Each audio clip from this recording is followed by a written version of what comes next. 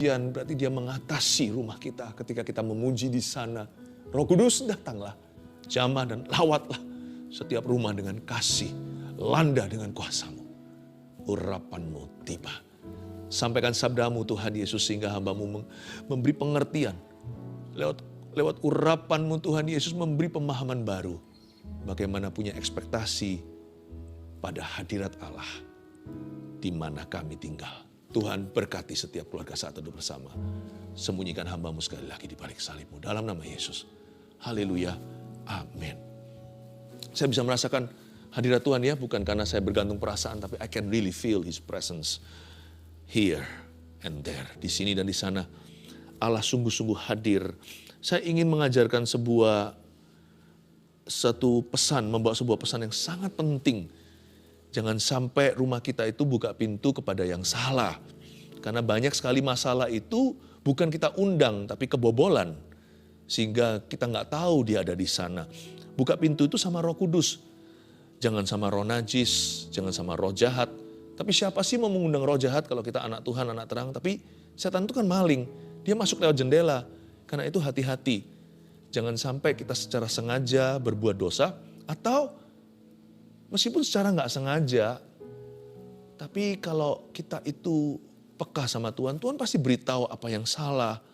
Buka pintu itu, bukalah pintu rumahmu kepada Tuhan Yesus.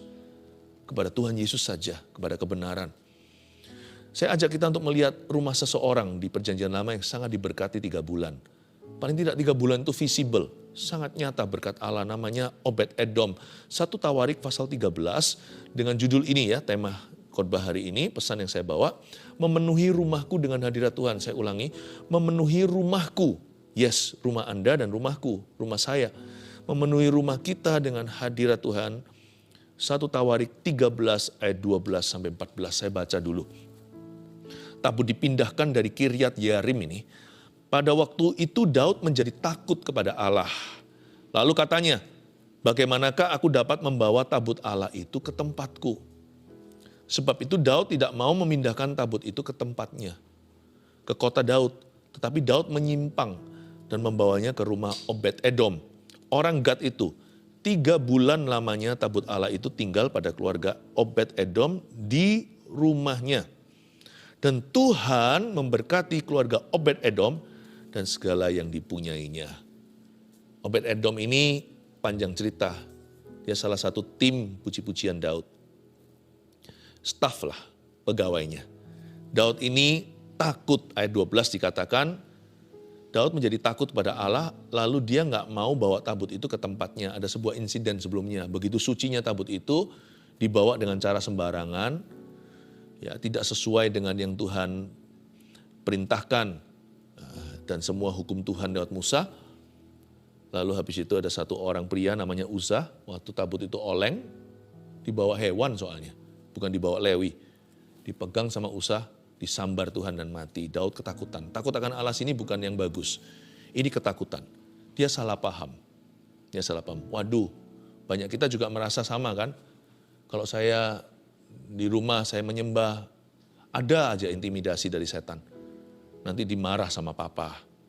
Takutnya itu apapun juga. Ketakutan yang tidak sehat, itu bukan dari Tuhan. Itulah alasan kenapa orang tidak mau sungguh-sungguh. Nanti kalau sungguh-sungguh, saya sungguh-sungguh sama Tuhan Yesus, nanti saya disuruh banyak pelayanan.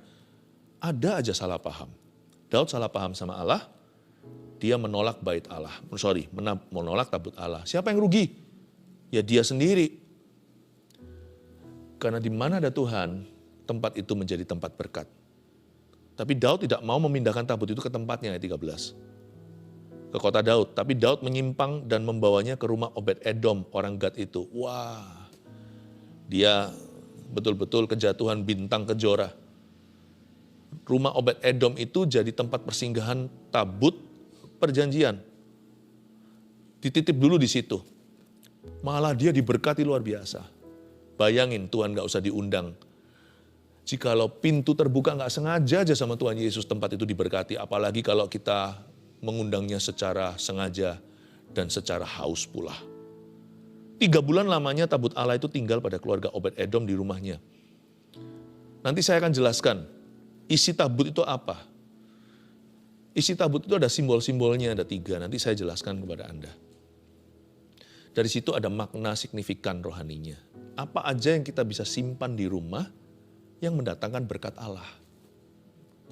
Tapi sebelumnya, saya mau beri peringatan dulu. Apa yang jangan masuk melalui pintu rumahmu dan pintu rumahku. Saya ajak kita buka ya ayat yang lain sekarang ya. Kita lihat dulu di Ulangan pasal yang ke-7 ayat 25 dan 26.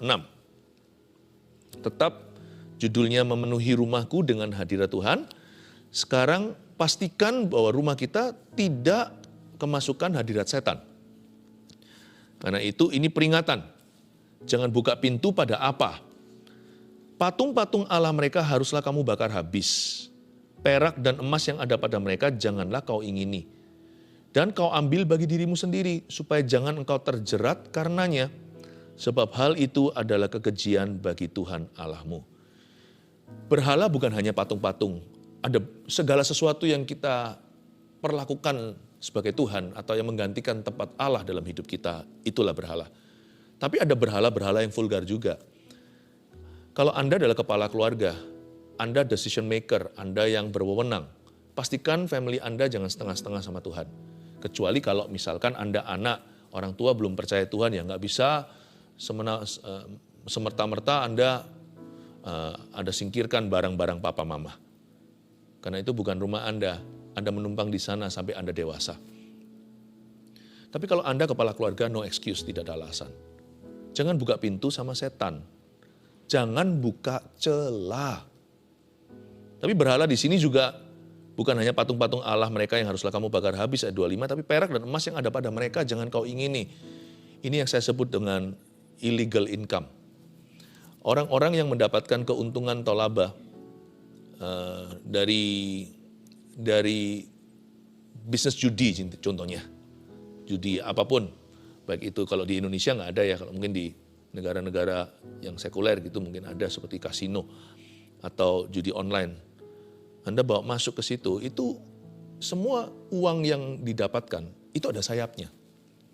Itu ada sayapnya. Dan ada susah payah mengikutinya, karena berkat Allah yang membuat kaya. Susah payah tidak mengikutinya, itu ada susahnya. Pasti ada tumbalnya. Dan jikalau Anda bertobat suatu hari, pasti detox sama Tuhan. Karena Tuhan tidak setuju dengan pencucian uang. Pasti Anda dicuci dulu. Dan itu biasanya orang akan mengalami digerus harta duniawi, kebangkrutan bahkan, itu diizinkan Tuhan. Kalau orang mau ikut Tuhan harus pikul salib, yang ginian nggak boleh. Kalau dia memulai pekerjaan yang halal, dia pasti akan terlebih dahulu mengalami kerugian. Harus, paling tidak dia nggak dapat income segede itu, karena itu uang gampang. Emas perak mereka jangan ada padamu, itu dibawa masuk ke rumah, itu bawa kutuk. Hasil prostitusi, hasil kejahatan, pemerasan, korupsi, itu bawa pulang ke rumah. Itu nggak jadi berkat kok. Itu anak nanti jadi rusak. Nggak bisa, sudah nggak ada pengendalian diri. Air tawar dan air garam nggak bisa keluar dari sumber yang sama. Uang yang didapatkan dengan cara yang haram gitu nggak akan membuat hati orang itu bersyukur pada Tuhan. Nggak akan membuat orang itu bisa mendidik anak dengan benar. Nggak bisa. Karena apa yang jadi berhala kau bawa masuk ke rumah, itu akan merusak adonan. Itu akan mengkamiri. Nggak bisa spiritnya roh kudus dan roh najis berada di dalam satu rumah. Itu nggak bisa. Karena itu kita perlu bertobat. Itulah sebabnya Sakius ketika bertobat, dia berkata, Tuhan, aku akan kembalikan orang yang kuperas. Jikalau ada yang kuperas, aku bahkan akan kembalikan 4 kali lipat atau 4 kali ganda. Tuhan berkata, hari ini juga petang ini, keselamatan turun atas atap rumah ini. Itu loh Sakius, hai Sakius turunlah aku hendak menumpang di rumahmu. Tuhan memang izinkan itu terjadi karena emas perak itu yang yang dibawa pulang ke rumah itu pasti menjadi akar kejahatan. Bukankah cinta akan uang? Uang nggak salah, tapi kalau kita itu serakah, apalagi kalau mendapatkannya dengan cara yang salah dan merugikan orang lain dan berbuat jahat, tidak mungkin ada berkat. Itu akan jadi akar kejahatan di rumahmu. Itu penyebab macam-macam musibah. Patung-patung Allah mereka haruslah kamu bakar habis, perak dan emas yang ada pada mereka janganlah kau ingini dan kau ambil bagi dirimu sendiri, supaya jangan engkau terjerat karenanya. Ada jerat di situ, ada jebakan, ya, ada jerat, ada pukat setan, sebab hal itu adalah kekejian bagi Tuhan Allahmu. Kata kekejian di sini abomination dalam bahasa Inggrisnya, artinya Tuhan jijik dengan itu. Jadi jangan buka celah, jangan bawa dosa, termasuk orang-orang zaman ini sudah zaman yang gila. Hal-hal yang tak terdengar zaman dulu itu terdengar kini. Misalnya seorang ayah atau suami membawa pulang selingkuhannya itu ke rumah. Nah, saya sebut itu berhala berjalan.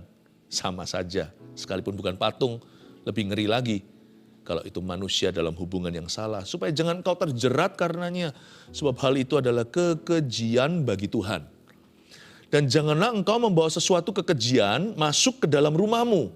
Itu tadi, jangan buka pintu sama setan, tapi sama Tuhan. Jangan bawa masuk ke dalam rumahmu, jangan buka celah, sehingga engkau pun, lihat itu, ditumpas seperti itu. Kata ditumpas itu, dihukum, dipukul, ya, dihancurkan, atau diserahkan ke tangan musuh. Haruslah engkau benar-benar merasa jijik dan keji terhadap hal itu, sebab semuanya itu dikhususkan untuk apa? Dimusnahkan. Jadi jangan impor setan dalam rumah. Tapi tanda kutip ya, sebab Tuhan tidak bisa diimpor, imporlah Tuhan dalam rumahmu. Agar supaya Anda jangan mengalami yang namanya konsekuensi misterius nanti. Misalnya ada orang yang membawa benda mistis dengan alasan koleksi atau sungkan. Sekali lagi kalau Anda adalah kepala keluarga, kalau Anda adalah anak atau Anda berwenang atau Anda kerja di sana, misalnya pegawai atau pembantu di rumah, ya Anda bisa doa, kamarmu milikmu. Seluruh rumah itu kegelapan, kamar Anda terang benderang. Ya memang akan terjadi peperangan, pasti itu. Saya jamin pasti terjadi peperangan sengit, tetapi bertahanlah. Sebab dia terlebih besar di dalam dirimu yang percaya kepada Yesus. Cepat lambat nanti gelap itu akan menyingkir. Terang itu akan menguasai. Mana ada sih? Kalau lampu dinyalakan, gelap masih ada ngawang di tengah-tengah. Gelap pasti harus minggir. Tinggal tunggu aja. Tombol-tombol Tuhan nyalakan tepat waktu. Semua indah pada waktunya. Nanti kegelapan itu pasti akan kalah. Tapi sementara sekarang mungkin Anda babak belur dulu. I know, pikul salib ya. Sebelum Yesus dibangkitkan kan, dianiaya. Mungkin sekarang terjadi penganiayaan karena imanmu, nggak apa-apa. Anggaplah Anda beruntung, nabi-nabi zaman dulu pun diperlakukan begitu. Upahmu besar di sorga. Tapi kalau Anda yang berwenang lalu Anda buka celah, nah itu tidak ada alasan. Jangan sampai mengalami konsekuensi misterius yang terjadi karena ada yang membawa benda mistis secara sengaja. Seperti apa? Seperti senjata-senjata gaib yang dikeramatkan. Seperti spirit dolls. Jangan yang gitu-gituan lah, itu mistis. Itu mistis, yang superstisi segalanya. Kita nggak sengaja aja bisa kebobolan kok. Saya kasih contoh ya, pernah suatu hari saya dan istri saya dan anak-anak lagi jalan-jalan di sebuah mall. Lalu di situ ada sebuah pameran barang-barang antik-antik. Nah kebetulan waktu itu, itu beberapa tahun lalu, lagi ngisi rumah. Lalu saya lihat satu barang unik itu, antik, barang seperti pot gitu ya. Bagus sekali, murah lagi. Saya beli, tapi memang di sekeliling-sekeliling itu barang-barangnya itu membuat bulu kuduk berdiri. Bukan kerasa-kerasaan, enggak. Saya itu enggak gitu orangnya. Saya itu gitu-gitu itu cukup kebal. Maksudnya itu saya enggak takut-takut, superstisi, saya enggak peduli kalau saya tinggal di rumah berhantu, saya enggak takut sama sekali. Tapi justru mungkin itu juga kelebihan saya dan itu juga mungkin kekurangan saya. Jadi saya beli itu, di sekeliling-sekeliling yang lainnya itu benda-benda gaib dan itu semua orang taruh percaya pada barang-barang itu. Tapi yang satu ini kan nggak ada, saya periksa dulu, nggak ada gambar-gambarnya, nggak ada tulisannya, nggak ada apa-apa. Bagus warna biru gitu, cocok gitu taruh di sudut itu. Kecil sih saya taruh. Setelah saya taruh di sana ada beberapa perkara-perkara yang tidak menyenangkan terjadi di rumah saya dalam satu hari itu langsung. Malam itu anak saya yang kedua jalan naik tangga, tiba-tiba jatuh. Nggak mungkin lah, anak segede itu, ini sudah besar anak saya. Dan menurut dia, ada yang dorong dia. Saya sih nggak mudah-mudah percaya, saya bukan tipe orang yang dengar bunyi krek itu langsung berkata setan. Enggak, saya bukan begitu. Meskipun kami ini keluarga yang rohani, maksudnya kami membangun kerohanian, tapi kami tidak mudah-mudah percaya. Lalu setelah saya berkata, masa sih Ko, saya panggil anak saya Koko ya. Masa sih kok? Ya, ini loh jangan, kamu yang benar loh, nanti adikmu takut nanti jangan sampai yang lainnya mikir. Enggak Daddy, Pak, sungguhan, seperti rasa didorong. Kakinya terluka, untung nggak ada apa-apa, hanya terkilir sedikit. Lalu saya nggak ada rasa curiga, saya tidur. Dalam tidur saya diberi mimpi, dalam mimpi saya diberitahu pot ini ada isi. Saya diberitahu dalam mimpi loh, bayangkan. Bangun tidur, nggak apa-apalah, saya kira nggak perlu diuji yang ginian ya. Kalau orang ya saya mikir berkali-kali apakah gimana. Tapi kalau ini cuma benda lah, jangan sayang. Ya sudahlah, paling rugi materi. Saya langsung bawa keluar hari itu. Saya masukkan dalam tas kerja saya, kebetulan waktu itu hari Minggu saya lagi mau berkhotbah. Saya masukkan ke tas saya. Ternyata tas itu juga berakhir ada di dalam ibadah. Sebelum saya akhirnya hancurkan, saya nggak tahu kalau memang ada isinya, dia pasti tersiksa-siksa itu di gereja itu. Lalu habis itu saya serahkan ke pendoa kami, saya bilang tolong ya ini dipecahkan, dimusnahkan dan didoakan. Saya sudah doa tadi, tapi tolong ini dimusnahkan. Saya nggak mau. Mungkinkah ada benda-benda begitu? Saya aja pendeta hamba Tuhan, kadang-kadang nggak sengaja kebobolan. Apalagi mereka yang sengaja mengoleksinya. Sengaja membelinya bawa masuk. Nggak usah yang superstisi, yang mistis, yang gaib atau apa. Pornografi, gambar-gambar yang tidak senonoh. Ya. Atau mungkin itulah ramalan-ramalan bintang segalanya. Itu aja mesti ada, misalnya zaman dulu, zaman koran, belum elektronik. Itu mesti ada di dalam sana. Enggak lah, kita nggak usah sapu bersih rumah kita, bebaskan, nanti jadi orang yang paranoid ya. Seperti segala sesuatu itu seperti germphobia itu loh. Orang yang fobia atau rasa takut terhadap kuman. Wah, nggak usah lah. Kita itu punya pekerjaan. Kita itu punya kesibukan. Ngapain cari-cari sapu bersih setiap kolongnya itu ada sesuatu yang lambang setan. Orang kayak begitu itu hidup dalam ketakutan. Maksud saya jangan sengaja. Jangan buka celah. Apalagi kalau seorang papa, seorang mama, suami istri itu kan wewenang keluarga. Itu saya sebuah cerita aja, saya beritahu kepada Anda bahwa setan itu bisa masuk dengan cara begitu. Kita kembali lagi ke Abednego tadi ya. 1 Tawarik pasal yang ke-13 tadi. Saya ulang lagi di ayat 14. 3 bulan lamanya tabut Allah itu tinggal pada keluarga Obed-Edom. Di rumahnya. Di mana? Di rumahnya. Nah yang ini masuk, bukan yang masuk ke dalam bukan patung-patung Allah mereka yang harus dibakar atau perak emas yang ada pada mereka yang jangan kau ingini dan kau ambil, bawa pulang ke rumahmu. Benda-benda yang harus ditumpas atau segala sesuatu yang mendukakan Roh Kudus. Atau perkara-perkara yang berdosa dan semua yang dikhususkan untuk dimusnahkan, bukan. Sebaliknya 3 bulan itu Obed-Edom impor atau dititipin. Dititipkan sebuah objek benda waktu itu yaitu tabut perjanjian. Tabut perjanjian itu seperti kotak begitu.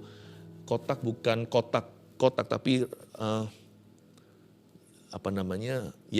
rectangular ya, bagaimana ya kotak tapi agak lonjong, lalu ada pemandunya 4 untuk Lewi angkat. Tabut perjanjian itu di perjanjian lama tempat hadirat Allah di atasnya. Ada penutupnya di situ itu seolah seperti tumpuan kaki atau kursi tahta. Ada juga seperti malaikat. Itu adalah ukir-ukiran zaman Aholiab, Bezalel dan Aholiab di zaman Musa. Tabut perjanjian ini masih ada di zaman Daud. Karena zaman dulu Roh Kudus belum dicurahkan, bait suci masih belum robek dari atas ke bawah. Waktu Yesus mati, itu robek di tengah. Allah dan manusia ada pemisah, jadi harus ada semacam tempat bait suci di situ. Tapi zaman sekarang sudah tidak ada lagi tabut perjanjian ini. Untung tabut perjanjian ini hilang dalam sejarah. Kalau enggak hari ini mungkin banyak orang Kristen anak Tuhan memberhalakannya.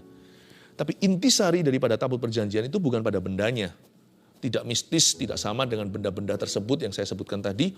Tapi tabut perjanjian ini ada maknanya. Nah ini yang saya coba gali secara rohani.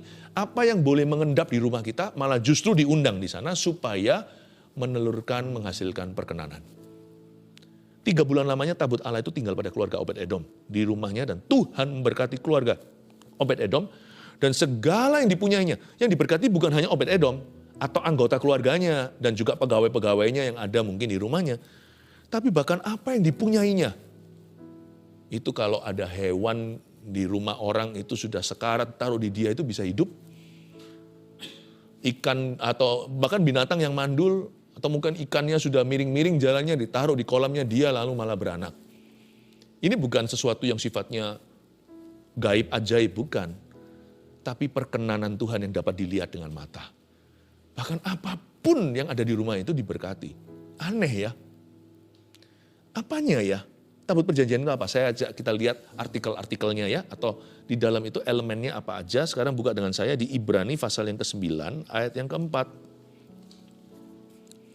Ibrani 9 ayat 4.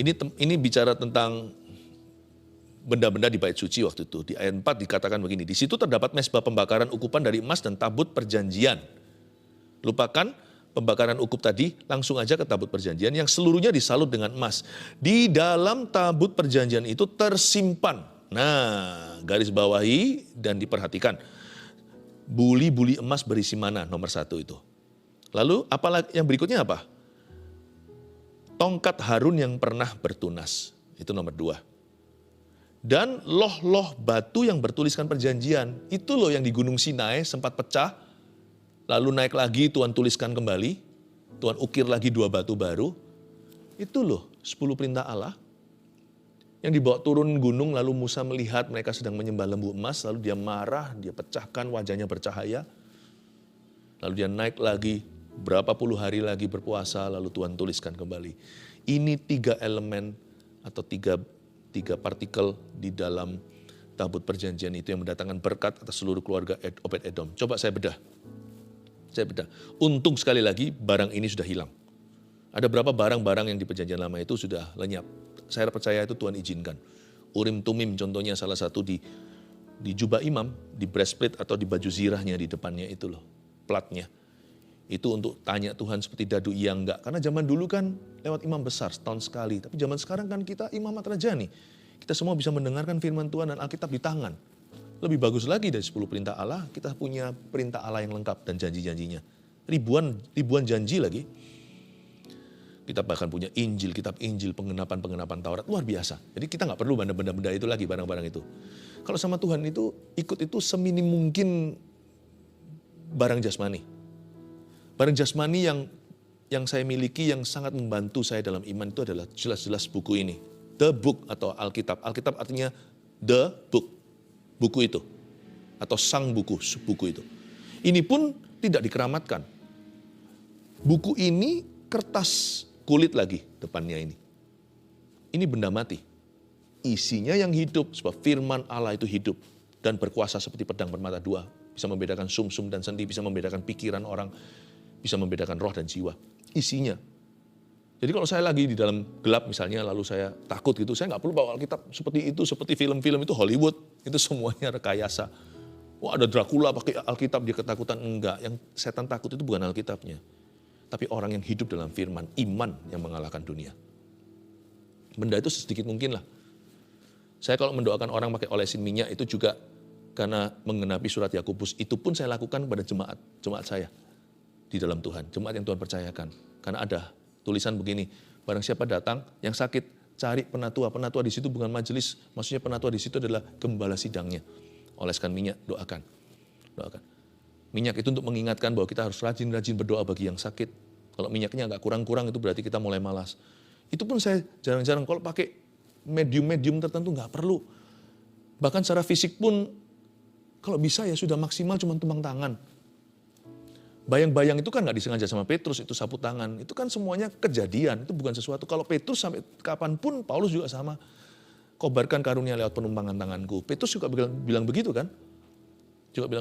Dia juga dituliskan demikian di Kisah Para Rasul. Dia dan Yohanes pergi ke Samaria. Dia tumpangkan tangan, letakkan tangan, dan orang-orang Samaria menerima Roh Kudus. Sesimpel mungkin, karena manusia itu punya kecenderungan untuk memberhalakan. Punya kecenderungan untuk superstisi. Karena perkara rohani nggak kelihatan. Kalau ada pegangan itu sesuatu yang jasmani, mereka suka. Karena itu saya sangat hati-hati. Karena iman kita tidak boleh berujung ke berhala. Iman kita harus kepada Allah yang hidup. Karena itu barang benda-benda jasmani minim-minim aja lah. Saya pokoknya sama Alkitab ini udah cukup sih, saya kemana-mana udah itu nggak perlu apa-apa. Semua yang saya butuhkan, tidak perlu membawa ekstra baju kata Tuhan, tongkat pun nggak perlu.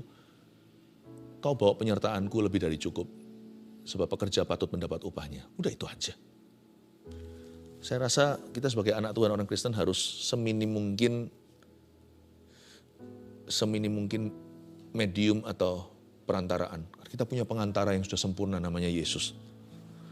Oke, tapi sekarang saya jelaskan ya, masing-masing itu supaya Anda jelas, supaya ngerti. Hal-hal apa aja yang boleh diendap di rumah, malah justru harus diundang ke dalam. Ini semuanya rohani sifatnya, bukan jasmani. Tadi kita sudah baca 3 hal tadi. Ada loh batu, ada tongkat Harun yang pernah bertunas. Dari kejadian apa? Dari kejadian waktu Korah, Datan, dan Abiram memberontak. Dan 250 tua-tua Israel berontak sama Musa dan Harun. Mereka bilang, ngapain kalian gaya-gaya? Aku juga bisa khotbah kok. Aku juga bisa mimpin umat ini. Kenapa kalian sih? Tuhan bilang, besok sini bawa sini tunas. Tunas siapa yang bertunas? Tongkat Harun dan tongkat kalian. Siapa yang bertunas? Nanti lihat. Nggak mungkin lah. Tongkat itu bisa keluar tunasnya, itu nggak mungkin. Itu Tuhan. Mana mungkin anggrek tumbuh di gurun Sahara? Mana mungkin apel tumbuh di tempat yang panas, misalnya di Laut Mati situ, di daerah situ. Itu mungkin bisa, mungkin tanaman-tanaman padang gurun. Tunas, Tuhan tunjukkan sesuatu yang supra alami, supranatural. Lalu kemudian mereka dihukum, 250 orang itu ditelan hidup-hidup oleh bumi. Tuhan tunjukkan, bertunas itu bicara tentang divine authority ya, saya jelaskan dulu. Nanti di dalam juga ada satu potnya mana. Tempat 40 tahun bangsa Israel makan nggak masak, ya boleh dimasak lagi boleh, tapi bahannya sudah diberikan Tuhan setengah matang, itu mana langsung dimakan pun manis seperti ketumbar. Oke, sekarang saya kasih dulu penjelasannya, 3 poin, dan nanti 3 poin ini saya jelaskan juga artikel-artikel itu artinya apa. Memenuhi rumahku dengan hadirat Tuhan yang nomor 1, tulis tadi, jangan bawa benda jimat, keramat, mistis, superstisi, atau berhala ke dalam rumah. Jangan dibawa yang gituan ya, termasuk berhala yang berjalan tadi. Oh, jangan lupa juga, ini bukan bicara tentang benda jimat keramatnya. Ini bicara juga tentang imamat yang berfungsi. Tuhan berkata dengan jelas bahwa kamu jangan bawa masuk itu ke dalam rumahmu. Itu Tuhan bicara pada sang kepala keluarga. Jadi imam yang berfungsi ya.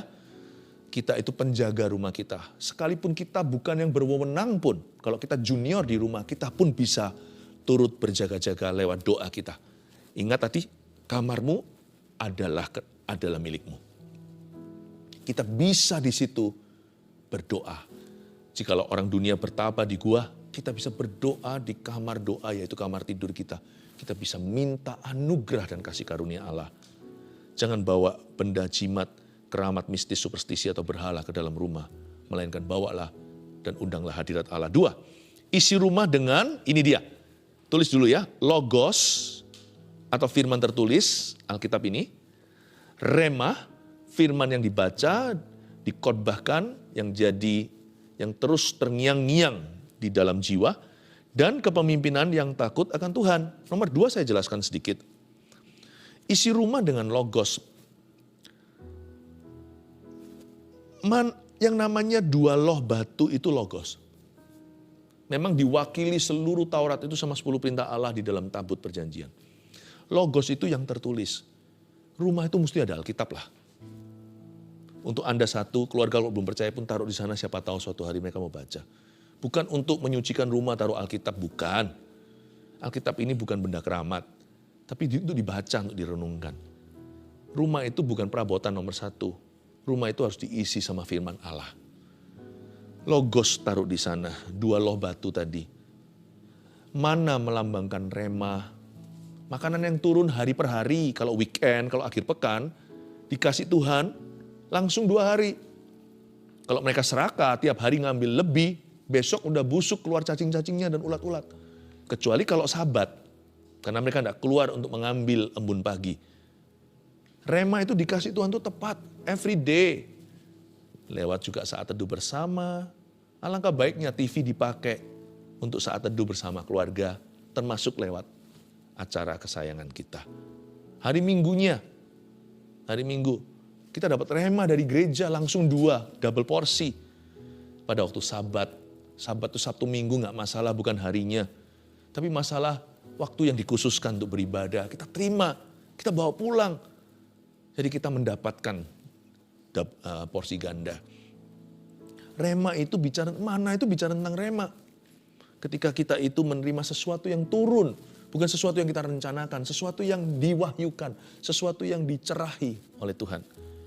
Lalu tongkat Harun yang bertunas tadi, cerita tentang pemberontakan Korah, bagaimana Tuhan membela imam yang sah, itu bicara tentang kepemimpinan yang takut akan Tuhan.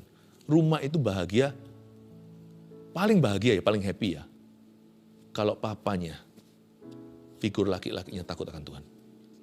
Itu tongkatnya. Tongkat Tuhan di rumah itu, yaitu seorang ayah yang cinta Tuhan. Lalu tentunya juga ada wakilnya. Kalau ayah nggak bisa, ibu, mama juga bisa menjadi imam di dalam absennya papa secara rohani, atau sebagian keluarga. Ada keluarga yang absen sungguhan secara jasmani, entah papanya pergi, atau maaf, papanya mati. Jadi kalau Anda adalah seorang ibu rumah tangga, dan juga Anda punya karir di luar sana untuk menghidupi keluarga Anda, dan punya anak-anak, Anda single parent, Anda harus membesarkan anak sendirian, jangan khawatir. Yesus adalah suami bagi yang tidak bersuami, ayah bagi yang tidak berbapak. Anda bisa besarkan anak Anda. Tuhan akan kasih figur-figur lain untuk membantu mereka. Tapi sacrifice pengorbanan Anda, keteguhan, kegigihan Anda untuk membawa mereka, mendidik mereka dalam jalan yang benar, akan pay off atau suatu hari akan besar upah menanti. Kepemimpinan yang takut akan Tuhan itulah tunas. Makanya itu keluarga itu kasihan sekali, perangnya itu akan dahsyat kalau papanya buka celah. Ketika seorang ayah jatuh, seluruh keluarganya harus menghadapi peperangan baru. Ketika seorang pria meninggalkan Tuhan, atau apalagi kalau papa mama dua-dua, itu seperti di tabut perjanjian tidak ada tongkat. Tidak ada tongkat Harun lagi.